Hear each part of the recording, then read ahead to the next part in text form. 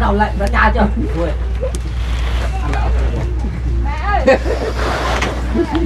เป็นอธิษฐานเพิ่นพรนั่นแหละเนาะเลยพรอยู่ดีมีแห้งนี่สิเนาะ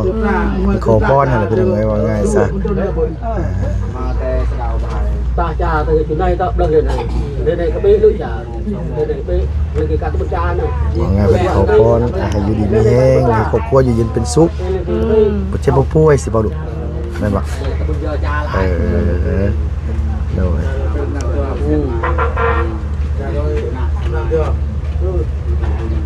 อันนี้จะเป็นเทื่อแรกเลยพี่น้องแบบว่าเห็นอันนี้เฮาเพราะว่าเฮาบ่เคยเข้าโบสถ์เจ้าเคยไปโบสถ์อยู่บ่ลูกไปนมัสการนะเคยไปบ่ไปบ้านไหนเช่นไร มันเถื่อกะไปบางเวลาคริสต์มาสก็ไปบ้านสกีเทิงนี่บ่ เลย อ๋ออยู่หม่องกันว่าเฮือนอันน้องกันว่าน้องน้อยน่ะบ่แม่นบ่ขึ้นไปเทิงน่ะเนาะเลยโดยงั้นว่าใหญ่ในบ้านนี่แหละพี่น้องผู้เพิ่นอวยพรเป็นนั่นแหละเนาะเพิ่นมาอวยพรให้เนาะเจ้า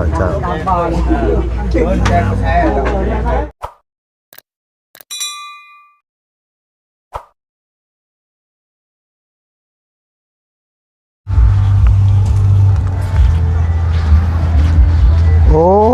สองแม่ลูกนั้นว่าเฮ็ดหยังอยู่เด้เนาะพี่น้องน้องๆเพิ่นบ่ได้ไปกินนั่นว่ากุจีนน้ำหมูบ่น้องออยนี่แหมเฮือนเขาเจ้าคือม่วนกันกุ๊บอยู่เฮือนเจ้าบ่ได้กินบ่โอ้กินอยู่เนาะโดยปาโตโดยสบายดีเด้ออ้ายเด้อสบายดีโดยมาตุ่มมาโฮมมื้อนี้เนาะโดยป้ากินแล้วแม่กินเพื่อนน้องน้ำแม่ดำเมื่อกี้นี่เพิ่นเอิ้นไปกินอยู่ห้านก็ได้กินก็อิ่มอยู่แน่นขนาดเลยตอนนี้ขอบใจหลายๆโดยเจ้าเอาเพิ่นกำลังกันว่ามาส้มแซวพี่น้องเอ้ยมื้อนี้เพิ่นกินกุดกันว่าซั่นว่าเนาะอยู่ทางพี่น้องทางอันว่าชนชาติอยู่พังทางบ้านสกีนี่กันโดยสบายดีเด้อลูกหลานเด้อไล่ยังย่อลุงมื้อนี้ไล่ยังย่อลุงฮะเอาบ่ได้ขางัวนำกับเจ้าบ่ค่ะแต่เบิดแล้วยังบ่หยอกลุงกินมาแล้วเรียบร้อยแล้วกำลังเฮ็ดหยังนี่น่ะโอ้กำลังนึ่งข้าวปลา2เตาเลยเนาะเตา1ต้มน้ำร้อนปลาทุกห้อนแห้งพี่น้องอากาศมื้อนี้โดยกินแล้วข้าวนะเจ้าน่ะแล้วฮะกินแล้วเอาบ่ได้ไปเฮือนน้องไม้น้องทายบ่ซะบ่เอาคือว่ามาเอิ้นหมู่ไปกินกันอยู่เฮือนพุ่นบ่ซั่นน่ะบ่ได้ไปเจ้าน่ะเป็นได้คือบ่ไปฮ้อนแห้งแดดฮ้อนแห้งเมื่อยแห้งไผมานี่หลายๆนี่แขกโดยสิพ่อย่อเพิ่นอยู่บ่สินบัดทีนี้โดยเพิ่นมาขึ้นเฮือนใหม่บ่หรือว่าได้นี่น่ะโดยมาขึ้นเฮือนใหม่โอ้โดยเพิ่นอยู่ในคนในบ้านนี่บ่นะโดยแล้วคนบ้านสกีเทิงแน่อยู่บ้านนี้แน่โดยหลายๆแน่เนาะโดยเป็นคนกะลำมดฮะคนกะลำมดคนกะลำเลยคนสะอ้ำเลยสะอ้ำนี่คือหยังลูกคนกะลำคือเฮาไปรวมมันอ๋อศาสนาคริสเตียนเลยเพราะงั้นเพิ่นบ่ได้กินเหล้ากินเบียร์เนาะน้องเนาะอ๋อเพิ่นมากินน้ำชาหยังสิเนาะกินข้าวกินน้ำสิเนาะกินน้ำชาหรือกินน้ำหวานอ๋อกาแฟเดี๋ยวกินของหวานของน้ำหวานสิเนาะเลยกินซำนี้ก็แล้วนั่นล่ะเนาะหาอันเพิ่นมาขึ้นเฮือนใหม่มาส้มเซลกันเพิ่นเฮือนใหม่พี่น้องเอ้ยเพิ่นง่ายแล้วโดยสบายดีอ้ายสบายดีโดยเพิ่นทางกันว่าอ้ายเพิ่นหนาวบ่นอนยามมื้อคืนเฮือนโตบ่ร้อนเลยเนาะอากาศเปลี่ยนแปลงเรื่อยพี่น้องในช่วงนี้นะเดี๋ยวก็หนาวเดี๋ยวก็ร้อนมือร้อนมือหนาวนอนใช่หลานอยู่นี่ มองที่ว่าลุงอันว่าขึ้นเมืองแม่นบ่ เลย โดยพี่น้องเอ้ยเนาะเฮือนน้องหน่าน้อยเพิ่นกำลังกินกันอยู่เสียงตู้ดังแน่นอนนึงเพิ่นเอ้ยเนาะโอ้ใช่พาลุงขึ้นเบิ่งดีกว่า ลุงขึ้นก่อน ลุงขึ้นก่อน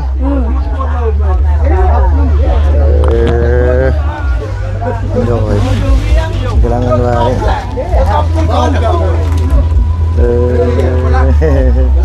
โดยเจ้าอยู่ดีมีแห้ง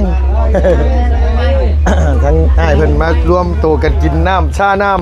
ำกาแฟมื้อนี้ขึ้นเฮือนใหม่เนาะโดยสบายดีโดยเพิ่นมารวมกันขึ้นเฮือนใหม่ได้ยังสิเจ้ากินข้าว กินตัวงัวหั่น กินตัวงัวกินแล้วคือเจ้าศาสนาเขาศาสนาแล้วเจ้าบ่ได้ไปกินน้ำน้องไม้น้องท้ายบ่ บ่ หรือว่าตั้งบ่อยากไปกินซื้อบ่เดือนนี้เลย บ่ได้ยาก บ่ได้ยาก เด้อบ่ได้ไป มือได้บ่ได้ไปเนาะ เลย โอ้โดยสบายดีทุกพ่อเด้อโดยมาเชิญ เชิญขึ้นรถโดยสารเดี๋ยวเขาไป ไม่เนาะ โดยขึ้นเฮือนใหม่เพิ่นมารวมกันพี่น้องเอ้ยมื้อนี้กันโดยพ่อนี่ชื่อศาสนาอันคริสเตียนหรือว่าศาสนาพีเฮา เตียน อ๋อศาสนาคริสเตียนโดยอ๋อ นาจีเตียน โดยหมายความว่าบ้านนี้ก็เข้าร้ายนะพ่อเนาะ ลาย โดยเข้าร้ายพี่น้องเอ้ยเฮือนน้องออยคือกันบ่ออยเนาะเฮือนเจ้าบ่ได้เข้าบ่ เขามี กัน มีแต่น้องออยนะบ่เข้าเลยนะโดยมาหลายคู่หลายคนพี่น้องเอ้ยวันนี้พอน้องน้อยก็มาแล้วปุ๊บ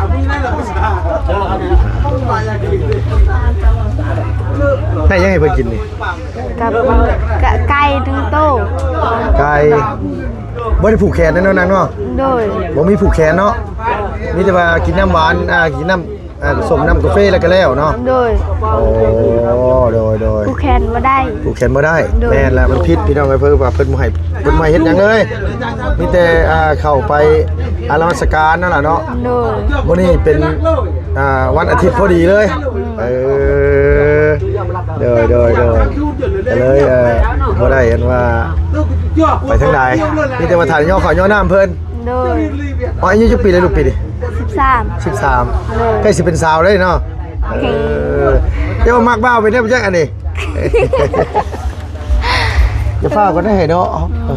เอาเอื้อยเจ้าไปใช้เอื้อยเจ้า หมู่ ไปเล่นน้ำมูนะพุ่นบ่คือมื้อนี้นี่มื้อวันอาทิตย์นี่หยุดเบิดเลยแม่นบ่ล่ะ โดย คือหยุดเบิดเลยเนาะไปถากยังบงก็บ่ได้ถากบ่นี่ บ่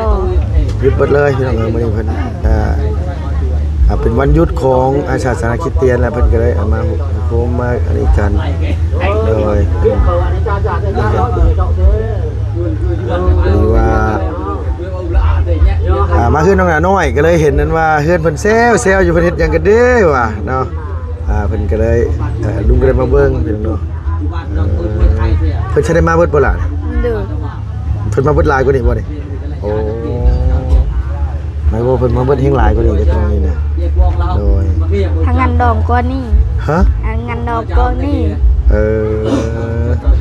โดยเพิ่นมาแต่บ้านสกีเทิงนำแน่ โดย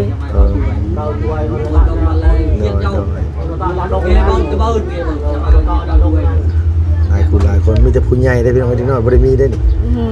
เนาะ บ่ได้บอกเล็กน้อย บ่ได้บอกเด็กน้อยบอกแต่ โด ผู้ใหญ่ ยบ่มีของกิน อ๋อโดย เวลาส่วนหลายเฮาบอกเล็กน้อยแต่ก็มีขนมแล้วก็ผักตะเวน โดยน้ำหวาน โดย น้ำส้มจังซี่แน่เนาะลูกเนาะเฮาบ่มีหลายนะครับก็เอาแต่ซ้ำที่เฮามี โดย บอกแต่ผู้ใหญ่เพิ่นมาอุ่นขึ้นอุ่นซ่านแล้วก็แล้วเนาะล่ะเนาะฮ้อนบ่อ่อยเวลากลางเว้นสิเพื่อน โดยเวลาก็ฮ้อนก็ฮ้อน มันแดดแห้งก็ฮ้อนเนาะล่ะเนาะเวลาเย็นก็เย็น ก็คือมันต่ำน้ำแน่แหละพี่น้องเอ้ยบ่มีไฟฟ้าบ่เอิ้นเจ้า บ่ บ่ได้ต่อมาบ่ เอ้าคือบ่ขอโตน้ำมันว่าเพื่อนพอน้องน้อยผู้ กับฮู้คือกัน มันยามฮ้อนมันก็บ่มีพัดลมเป่ามันก็ฮ้อนแล้วนี่น่ะมันก็นอนบ่ได้เลยเนาะก็ปะโทเลยเฮ้ยเน้นขนาดเลยพี่น้องไอ้เฮือนน้อยแล้วนี่ก็ได้อายะก็มานอนพี่บ่ดีว่าบ่ได้มานอนพี่ บ่แล้วนอนอยู่เฮือนเรา คือเก่าแล้วน่ะเนาะหลังกันเนาะ โดย เอาหลานนอนอยู่พี่พ่อกับแม่น้อง โดย เอ้ยไปนอนกับหมู่อันนั้นเป็นสาวแล้ว แยกต่างแล้ว โดย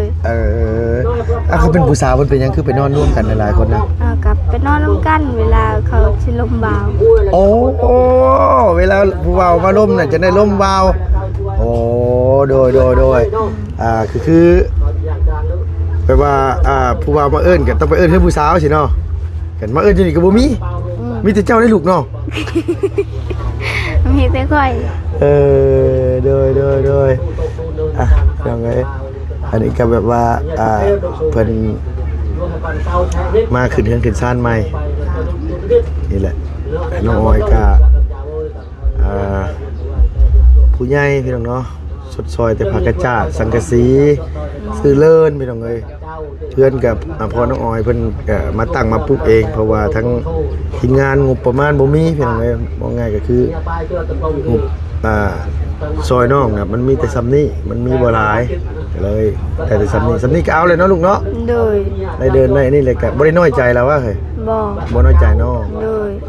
หรือว่าโอ้ยคนอื่นซื้อเลินให้แล้วเสร็จเยอะเลยน้ำมันน้องออยคือบ่ได้ว่าน่ะบ่ได้คิดนะลูกเนาะ โดยบ่ได้คิด เฮาได้เลินเฮาก็ดีแล้วเนาะล่ะเนาะ โดย เพราะว่าอย่างที่นี่เพราะว่า จังได๋ก็เฮาก็อยู่ที่ดินของเฮาแล้ว โดยดินเฮาเองเลยเนาะ มันก็สม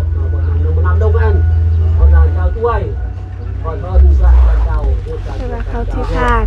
ฮะ เขาแบบว่าเขาอธิษฐาน อ๋อ เลย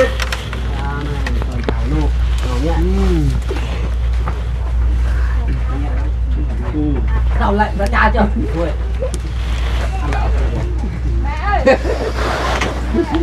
เพิ่นอธิษฐานเพิ่นอวยพรนั่นแหละเนาะ เลย อวยพรให้อยู่ดีมีแห้งจังซี่เนาะ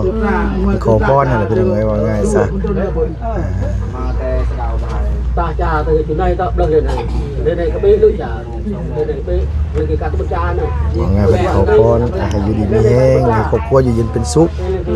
บ่เจ็บบ่ป่วยสิบ่ลูกแม่นบ่ Giờ cha โด lại. ย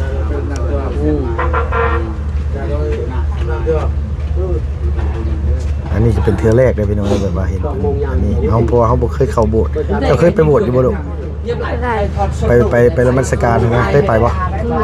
ไปบ้านใดส่วนใหญ่ มันคือกะแบบว่าเวลาคริสต์มาสก็ไ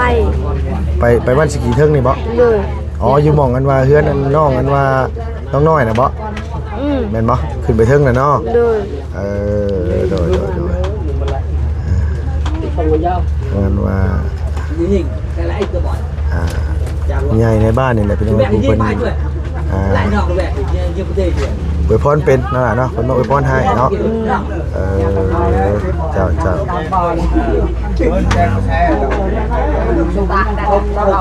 Đây đây. Nay nó bơn, vậy cái ép chạm lại. Còn những quang thôi cái. Đây này ăn cái. อวยพรเป็นอยู่บ่ไอ้ตัวเจ้าอวยพรเป็นอยู่บ่เจ้าน่ะ เป็นเลยมีแต่รับตาซื่อ แต่รับตา ๆเลย อ๋อเวลาเขาเข้าโบสถ์ก็รับตาอย่างซี่เนาะ โดยพ่อเอาเลยโดยเจ้าขอบใจหลายๆเจ้าโดยขอบคุณนั่นแหละโดยน้ำชากาแฟ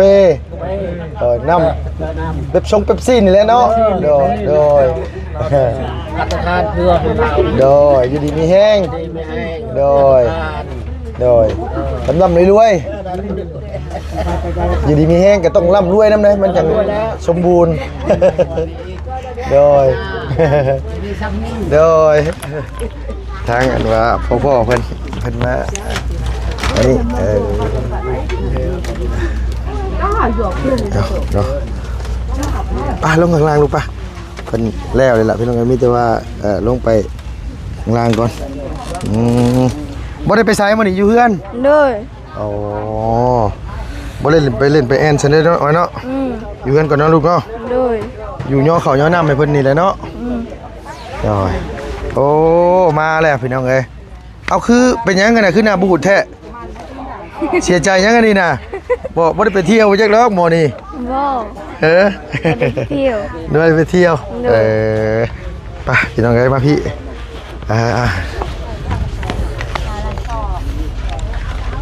แม่เป้งงั้นว่ากินแล้วบ่เข้านะยังไม่ทันกินซ้ำโอ้ยลูกถีบท้องตุบอยู่หิวข้าวอยากกินนมอยากกินนมเอาแล้วให้ระเบ้าซื้อแต่คนท้องห้ามอย่าให้กินนมลายโดยสุกเลยบ่เข้าทั้งนี้นะโดยเฮ็ดอย่างนั่งให้เพิ่นกินลาบบ่หรือว่าจังไดลูกโดย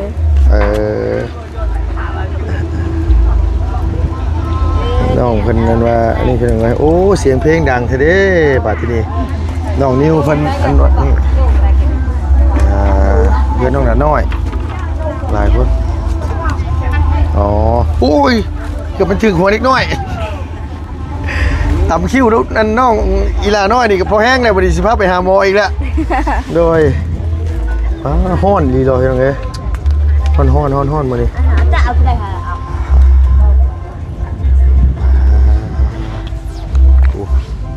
บ่ไปพูดมาเพื่อนน้องน้อยผู้เพลงกำลังดังได้หั่นน่ะบ่เจ้ากำลังม่วนกันได้หั่นน่ะบ่ไปบ่ให้ลุงเต้นโอ้ยลูกแห้งแล้วนะลูกกระดูกแบบพลอยไว้แล้วลุงเต้นมันสิบ่เล่ไปหาหมอพุ่นบ่โอ้คือเนาะดอยขึ้นเฮือนใหม่อีหล่าเพิ่นเด้อพี่น้องเด้อมื้อนี้เด้อแต่ว่าบ่ได้ผูกคอต่อแขนหยังเลยกินน้ำชากินน้ำกาแฟแล้วก็อวยพรอวยไส้อะไรก็แล้วเนาะนางเนาะโดยโอ้ยหลานฮ้อนยับเข้ามาอีกก็ได้แล้วนังโดยฮ้อนเด้อเฮ้ยดีใจนำเด้อล่ะเด้อโดยลุงก็บ่ได้มีหยังมาฝากมาต้อนซำนี้น่ะมาเลยเห็นแซวอยู่บ่ได้คิดว่าสิแวะเข้ามาดอกตอนแรกพี่น้องเอ้ยว่าอันนี้เห็นรถโอ้คนคือหลายแท้มื้อนี้ว่ะก็นึกว่าไหวคลองเอ้ยเจ้าได้ก็นึกว่าไหวคลองเอ้ยออยบ่แม่นพี่น้องเอ้ยอันขึ้นเฮือนใหม่มื้อนี้เป็นวันอาทิตย์แน่ก็เลยอันว่าเพิ่นมารวมกันเนาะล่ะเนาะคันวันปกตินี่เพิ่นไปกวนมันแล้วก็ไปเฮ็ดเวียกเด้ออื่นทางให้ทางสวนนั่นน่ะเนาะอยู่ทางนี้ชนลายกับพี่เตทางสวนนะพี่น้องทางนี้เฮ็ดเวียกเฮ็ดงานกันได้ทางแล้วได้เจ้าน่ะยังไม่ได้เฮ็ดอยู่เอ้ามันไปทางย่ำได้ใช่ป่ะนี่เพราะว่าสิประมาณเดือน3นั่นแหละเดือน3จะไปทางใบไม้มันสิบ่หล่นหมดแล้วบ่เอ้ยคือกันให้มันแดดก่อนให้มันแดดแล้วทางไหนเป้งมื้อนี้นี่จะคนให้ลูกเจ้าน่ะผู้นี้คนที่3บ่ผู้นี้คนที่2คนแรกเลยค่ะเสียแล้วคนแรกที่เสียน่ะบ่นะหมายความว่าตอนนี้ตัวยังบ่มีลูกมีแต่ในท้องนี่บ่โดยฮ้อนซ้ำ